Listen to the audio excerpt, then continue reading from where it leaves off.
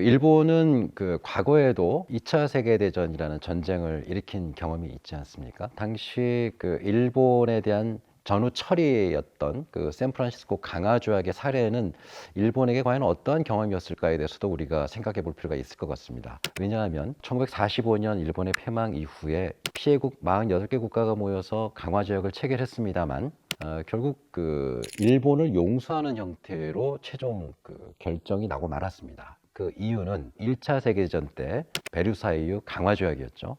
이 강화 조약에서 독일에 대해서 막대한 처벌이 이루어졌었습니다. 영토의 절반이 사라졌고요. 그리고 1200억 마르크.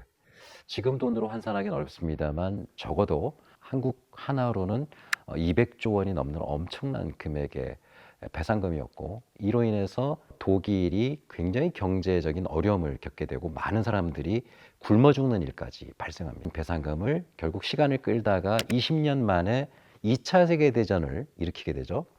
1939년에 폴란드를 침공하면서 새로운 체제를 만들어버리고 베르사유 강화조약 체제는 깨져버리게 됩니다. 이런 경험을 토대로 미국을 비롯한 서방 국가들은 전범 국가에 대한 강력한 처벌이 결국 또 다른 세계 전쟁을 야기했다라는 그런 큰 부담을 갖게 됐었죠.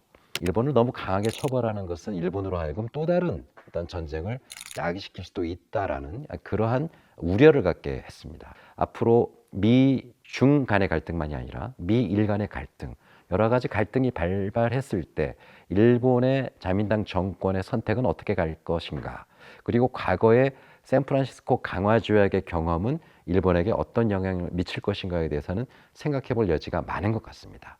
한 가지 더 역사적 사례를 본다면 독일도 같은 경험을 했었습니다. 독일이 1939년에 폴란드를 침공하기 전에 어떤 일이 있었냐면 1937년 중일 전쟁이 있었습니다. 일본이 중국을 침략했고, 즉 만주만이 아니라 본토까지 침략했고 남경에서 대학살이 이루어지기도 합니다. 이런 것들 때문에 국제연맹에서 회의가 이루어지고요. 일본에 대한 강한 성토가 있었습니다. 그러나 그 결과는 어떻게 되었느냐? 일본에 대해서 성토만 했을 뿐이지 어떠한 처벌이나 또는 되돌려 놓으라는 결정도 하지 못하고 끝나게 됩니다. 이 자리에는 1차 세계대전 처벌 국가인 독일도 참석하고 있었고요. 독일은 이것을 보면서 과연 무엇을 생각하고 있었을까에 대해서 국제정책자들은 여러 가지 해석을 하고 있습니다. 바로 폴란드를 침공해도 되지 않겠느냐라는 판단을 하는 중요한 계기가 되지 않았을까라는 우려를 갖고 있는 것이죠. 즉, 그 당시의 역사를 되짚어 본다면 2차 세계대전 이후에 일본을 처리한 과정이라든가 중일전쟁 이후에 국제연맹에서 일본에 대한 대응이라든가 이런 몇 가지를 놓고 봤을 때 앞으로 머지않은 미래에 일본이 주변 국가의 갈등이 발생했을 때 또 다른 동아시아의 큰 위기로 다가올 수도 있지 않느냐, 이런 해석도 가능하다고 봅니다.